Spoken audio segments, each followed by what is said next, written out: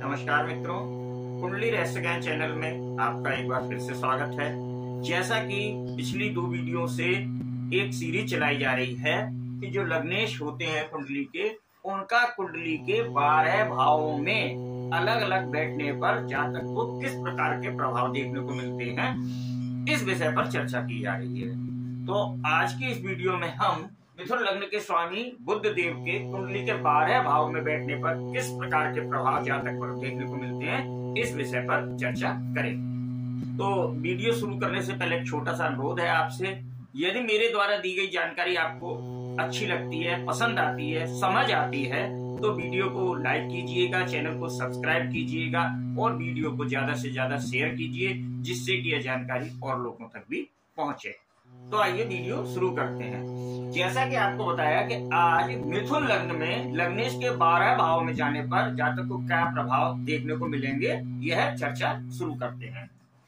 तो मिथुन लग्न के लग्न स्थान में आ जाएगा 3 नंबर, 3 नंबर यानी कि मिथुन राशि। अब जब 3 नंबर यहाँ आ जाएगा तो यहाँ पर आ जाएगा 4 नंबर, यहाँ 5 नंबर, यहाँ 6 नंबर कन्या राशि, यहाँ 7 नंबर तुला राशि, 8 नंबर वृश्चिक राशि, 9 नंबर धनु राशि, 10 नंबर मकर राशि, 11 नंबर कुंभ राशि, 12 नंबर मीन राशि, 1 नंबर मेष राशि और यहाँ पे आ जाएगी 2 नंबर वृषभ राशि। अब 3 नंबर लग्न में यानी कि मिथुन लग्न हो गई और लग्नेश होते हैं बुध देव। अब यदि बुध देव लग्न में ही विराजमान हो जाएं, अब पहले तो ये जानिए बुध देव किस चीज के कारक होते हैं। बुध देव बुद्धि के कारक होते हैं, बुध देव व्यापार के कारक होते हैं।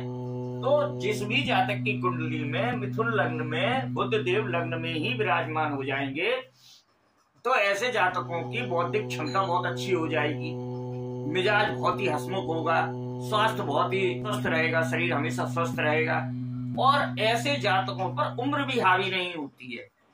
मिथुन लग्न में यदि लग्नेश लग्न स्थान में ही विराजमान हो जाते हैं तो ये भी देखने को मिलता है कि जातक अपनी उम्र से कम उम्र का दिखाई देता है, यानी कि लोग उसकी उम्र का सही आकलन नहीं कर पाते हैं। तो इस प्रकार से और बहुत ही हंसी ठिठोली वाला हो जाता है, सबसे मित्रता का भाव रखने वाला हो जाता है। बहुत यहाँ पर बुध देव की स्थिति बहुत ही शुभ हो जाती है। अब यदि बुध देव कुंडली के 2य भाव में विराजमान हो जाएं,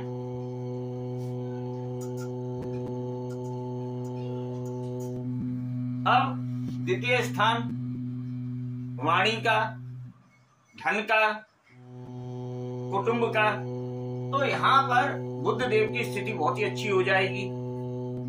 धन कमाने में बहुत ही बुद्धि का अच्छा इस्तेमाल करेगा, अपनी बुद्धि का प्रयोग करके जातक बहुत धन एकत्रित करता है। कुटुंब के लोगों के संग संबंध बहुत अच्छे होते हैं। वाणी ऐसे लोगों की बहुत ही गजब होती है, कभी कभी ऐसे लोग अपनी वाणी से ही बहुत अच्छा धन अर्जित कर लेते हैं और बहुत ही बड़े बड़े कामों को जो है अपनी वाणी से ही जो है वो सिद्ध कर लेते हैं, यानी कि उन कामों में विजय प्राप्त कर लेते हैं। तो लग्नेश का 2य स्थान में जाना भी यहाँ पर बुध देव का जातक के बहुत ही शुभ होगा जातक के लिए। अब बात करते हैं यदि बुध देव कुंडली के 3रे भाव में विराजमान हो, अब क्या होगा। 3रे स्थान में राशि आ रही है 5 नंबर सिंह राशि सूर्यदेव की, और बुध देव सूर्यदेव के संग बुद्धादित्य योग भी बनाते हैं। अब ये मेहनत का भाव है, तो यहाँ पर बहुत ही अच्छे मेहनत करेगा जातक। और सबसे बड़ी बात यह है कि शारीरिक मेहनत की अपेक्षा यहाँ पर जो है वह अपनी बुद्धि की मेहनत ज्यादा करेगा, अपने दिमाग से। यहाँ पर शरीर से काम लेना होता है, वह अपनी बुद्धि के जरिए इस प्रकार से काम कर लेगा कि शरीर की जगह बुद्धि की ज्यादा इस्तेमाल करेगा। तो ऐसे लोगों को अपना बौद्धिक स्तर जो है ऐसे लोगों का बहुत अच्छा होता है। मित्र की राशि है, तो ऐसे लोग मेहनती भी होते हैं और बहुत यात्राएं भी करते हैं, यानी यहाँ पर भी 3रे स्थान में बुध देव के आने से बहुत ही अच्छी स्थिति होती है। अब बात करते हैं कुंडली के 4th भाव में यदि बुध देव विराजमान हो जाए। लग्नेश मिथुन लग्न में लग्नेश बुध देव हुए और वो 4th भाव में आ गए। अब दो भाव में बुध देव को, एक तो चतुर्थ भाव मिला हुआ है, एक लग्न का भाव मिला हुआ है।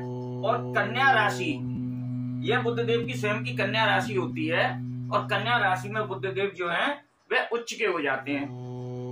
तो ऐसी स्थिति में क्या होगा कि जातक का अपनी माँ के प्रति लगाव बहुत अच्छा होगा, उसको भवन, भूमि, माता, वाहन सब चीज के सुख बहुत ज्यादा प्राप्त होंगे, क्योंकि बुध देव यहाँ पर उच्च की स्थिति हो गई। शरीर भी बहुत स्वस्थ रहेगा, शरीर में कोई रोग इस प्रकार की नहीं रहेगी।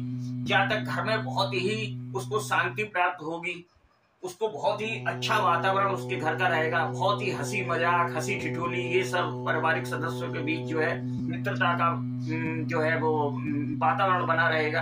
यानी कि बुध देव का चतुर्थ भाव में आना मिथुन लग्न की कुंडली में बहुत ही शुभ होता है, और ऐसे जातक अपने जीवन में सभी प्रकार के सुखों को प्राप्त करते हैं। अब यदि बुध देव कुंडली के पंचम भाव में विराजमान हो जाए, अब वैसे तो ये शुक्रदेव की, यहाँ पर तुला राशि शुक्रदेव की राशि है, यदि बुध देव के मित्र हैं, तो ऐसी स्थिति में जब लग्नेश पंचम स्थान में आ जाते हैं और बुध देव बुद्धि के कारक हैं, तो ऐसे जातक जीवन भर कुछ ना कुछ सीखने की ललक उनमें बनी रहती है। यानी कि एक कार्य उन्होंने सीखा, उसके बाद वो शांति से नहीं बैठेंगे, उनके मन में विचार आ जाएगा अब मैं कुछ नया सीख लूं, अब ये सीख लिया इसके बाद में ये ज्ञान हासिल कर लूं। यानी कि उनकी शिक्षा बंद नहीं होती, निरंतर कुछ ना कुछ जीवन में सीखते ही रहते हैं। संतान से यदि शुक्रदेव की स्थिति भी कोई गड़बड़ नहीं है तो संतान का सुख भी अच्छा प्राप्त होता है, लेकिन जीवन भर जो है वह शिक्षा और प्रेम संबंध के लिए भी बहुत अच्छा हो जाता है। अगर शुक्रदेव की स्थिति गड़बड़ नहीं है तो यहाँ पे प्रेम संबंधों के लिए भी बहुत अच्छा है। और बुद्धि, यह शेयर मार्केट से भी है, कभी कभी ऐसे जातक जो है वह शेयर मार्केट से भी लाभ प्राप्त करते हुए देखे गए हैं। अपनी बुद्धि के स्तर से वह शेयर मार्केट में भी अच्छा आकलन करके जो है वह धन अर्जित कर लेते हैं। अब बात करते हैं बुध देव के कुंडली के विराजमान हो जाने की। अब भाव वही रोग, ऋण, शत्रु का भाव, और लग्नेश खुद इस भाव में चले गए, और यहाँ पर राशि आ गई वृश्चिक, यानी कि शत्रु की राशि। मंगल देव और बुध देव की शत्रुता ही रहती है, तो यहाँ पर यह स्थिति जो है वह बुध देव की अच्छी नहीं होगी। यहाँ पर बार बार शरीर में कुछ ना कुछ रोग देखने को मिलते रहेंगे, पेट संबंधित बीमारियां देखने को मिलती रहेंगी, और जातक जो है वह अपनी बुद्धि का इस्तेमाल करके किसी अच्छी काम के लिए लगा रहा और मानव चला के वह वहां पर उसको लॉस हो गया, उसको लोन लेने पड़ गया। यानी कि यहाँ पर बुध देव की स्थिति जो है वह अत्यधिक शुभ नहीं है, और यहाँ पर जातक को थोड़ा परेशानी का सामना करना पड़ जाता है। अब बात करते हैं यदि कुंडली के सप्तम भाव में बुध देव विराजमान हो जाएं और लग्नेश खुद सप्तम भाव में विराजमान हो गए, अब यहाँ पे उच्च के होते हैं, यहाँ से चतुर बैठ गए और यहाँ से सप्तम दृष्टि से देख रहे हैं वह लग्न स्थान को, तो ऐसे में क्या होगा कि शरीर तो स्वस्थ होगा ही होगा, वो सारे लाभ तो मिलेंगे जो लग्न में बैठने पर बताए थे, लगभग वो परिस्थितियां तो मिलेंगी।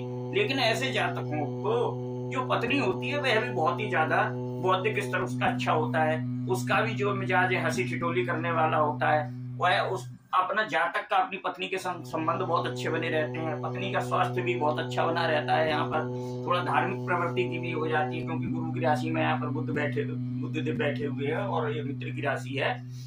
और कभी कभी यह भी देखा गया है कि पत्नी भी व्यापार में उनका सहयोग करती हुई देखी गई है और उन्नति करते हुए, और ऐसे जातकों को विवाह के बाद उनके जीवन में उन्नति होने लगती है। यानी कि मिथुन लग्न की कुंडली में बुध देव के सप्तम भाव में विराजमान होने पर परिस्थितियां अच्छी ही होती हैं। अब यदि बुध देव दसम कुंडली के अष्टम भाव में विराजमान हो जाएं, अब लग्नेश खुद अष्टम भाव में चले गए, संघर्ष, कष्ट, दुख, तो यहाँ पर भी जो है तो मकर राशि शनिदेव की है, मित्र की राशि है, लेकिन ये कष्टों का भाव है, तो यहाँ पर जीवन में संघर्ष देखने को मिल जाते हैं। यहाँ पर शरीर में कभी कभी रोग देखने को मिल जाते हैं, असमय जो है वह व्यापार में कोई घाटा हो गया, कोई लॉस हो गया, इस प्रकार की यहाँ पर, यानी कि जीवन भर संघर्ष बने रहते हैं। एक संघर्ष से निकलेगा, दूसरे संघर्ष में फंस जाएगा, सफलता हासिल करते हैं, उन्नति को प्राप्त करेंगे, लेकिन जीवन भर संघर्ष बने रहेंगे। कुछ ना कुछ जीवन में संघर्ष आता ही रहेगा। एक संघर्ष के बाद दूसरा, दूसरे के बाद तीसरा, तीसरे के बाद चौथा। तो इस प्रकार से यहाँ पर स्थितियां बहुत ज्यादा शुभ नहीं मानी जाती हैं। अब बात करते हैं कुंडली के नवम भाव की। अब यदि लग्नेश स्वयं नवम भाव में हो जाए, धर्म का भाव, पिता का भाव, बड़ी बड़ी यात्राओं का भाव, तो यह स्थिति भी अच्छी हो जाती है। जातक जो है पिता के संबंध बहुत अच्छे होते हैं, मित्र की राशि में है, पिता का सहयोग प्राप्त होता है, और जातक कभी कभी अपने पिता के द्वारा स्थापित किए हुए व्यापार में ही शामिल हो जाता है और उसको आगे बढ़ाता है, उसमें उन्नति करता है, बड़ी बड़ी धार्मिक यात्राएं करता है, धर्म पे भी खर्च करता है। तो यह स्थिति भी बहुत ही शुभ मानी जाती है और अपने भाग्य को उदय करता है। अब बात करते हैं कुंडली के दसम भाव की। अब मिथुन लग्न की कुंडली में यदि बुध देव दसम भाव में विराजमान हो जाएं, अब यहाँ पर फिर परिस्थितियां विपरीत हो जाएंगी। क्यों? यहाँ पर बुध देव की नीच की राशि है, मीन राशि में जाके बुध देव नीच के हो जाते हैं। अब क्या होगा?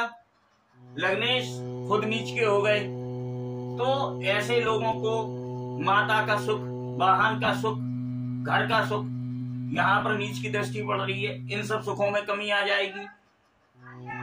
शरीर में यानी कि बहुत ज्यादा अपनी बुद्धि के कारण ही बार बार परेशान हो जाएंगे, कुछ ना कुछ अपनी बुद्धि का ऐसा इस्तेमाल करेंगे कि व्यापार में हानि उठाने को मिल जाए। तो यहाँ पर बुध देव नीच के हो जाते हैं और मिथुन लग्न की कुंडली में यदि दसम भाव में बुध देव विराजमान है तो यहाँ पर कभी कभी परेशानियों का सामना करना पड़ सकता है जातक को। अब बात करते हैं एकादश भाव की। अब यदि एकादश भाव में बुध देव विराजमान हो जाए, अब यहाँ पर क्या हो गया? यहाँ पर फिर वही राशि आ गई, मेष राशि, मंगल देव। अब यहाँ पर आय तो अच्छी अर्जित कर लेगा, बुद्धि लगा के, तिकड़म लगा के आय तो वह अपनी निरंतर जारी रखेगा, क्योंकि लग्नेश बुध जो है इनकम के भाव में बैठ गया है। लेकिन क्या होगा? यहाँ पर समस्याओं का सामना करना पड़ सकता है। धीरे धीरे कोई ना कोई समस्याएं उसके जीवन में आती रहेंगी। कभी कभी कोई मित्र ऐसा होगा जिसके कारण जो है कोई समस्या उत्पन्न हो जाए।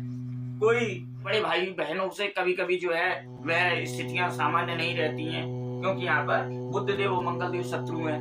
तो इस चीज में भी यहाँ पर दिक्कत देखने को, समस्या देखने को उत्पन्न हो जाती है। मित्रों से और बड़े जो भाई बहन हैं या उम्र में बड़े हैं, इन लोगों के प्रति बहुत ही सोच समझकर दोस्ती करनी चाहिए और संबंधों को निभाना चाहिए, क्योंकि यहाँ पर कभी कभी बुध देव की स्थिति सही न होने के कारण स्थितियां खराब हो जाती हैं। अब बात करते हैं कुंडली के द्वादश भाव की। यदि लग्नेश द्वादश भाव में विराजमान हो जाएं, तो लग्नेश का द्वादश भाव में जाना जो है वह बहुत ज्यादा शुभ नहीं माना जाता है। अब मित्र की राशि में है शुक्रदेव की में, और शुक्रदेव की भी स्थितियां अगर थोड़ी सी गड़बड़ हो जाती हैं तो क्या हो जाता है कि खर्चे बहुत बढ़ जाते हैं, शरीर में रोग बढ़ जाते हैं, मानसिक स्थिति, थोड़ा सा नर्वस सिस्टम से संबंधित रोग यहाँ पर अत्यधिक देखने को पड़ जाता है। हो सकता है अस्पताल जाना पड़ जाए उस चीज के लिए, मेंटल या किसी ऐसी कोई समस्या उत्पन्न हो जाए। व्यापार के लिए ये स्थितियां कभी कभी ऐसी हो जाती है, जहाँ तक विदेश से व्यापार कर लेता है, या सेटलमेंट के लिए, क्योंकि यहाँ पर उच्च की राशि आती है, विदेश सेटलमेंट के लिए सही है, व्यापार के लिए सही होगा, लेकिन यहाँ पर खर्चे बढ़ जाते हैं और शरीर में रोग देखने को मिल जाते हैं। तो इस प्रकार हमने आज की वीडियो में मिथुन लग्न की कुंडली में लग्नेश का कुंडली के 12 भाव में जाने पर जातक पर क्या प्रभाव पड़ता है, इस विषय पर आपको जानकारी दी, चर्चा की। उम्मीद है मेरे द्वारा दी गई जानकारी आपको समझ में आई होगी। यदि आपको वीडियो अच्छी लगी तो वीडियो को लाइक कीजिएगा, चैनल को सब्सक्राइब कीजिएगा और वीडियो को शेयर कीजिएगा। ध्यान रखिए। नमस्कार।